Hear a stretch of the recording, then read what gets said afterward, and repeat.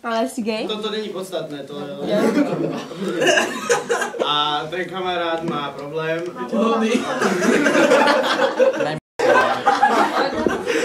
No, ak má to na chvíľu. Má problém, je...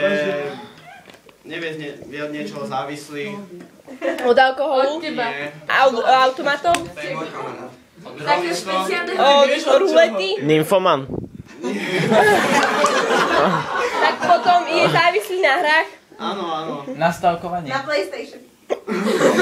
Už vyhrali. No, už ste vyhrali. Ja počítač Mediátor je závislý na počítači. A prečo si povedal, že si inak orientovaný? Lebo to je...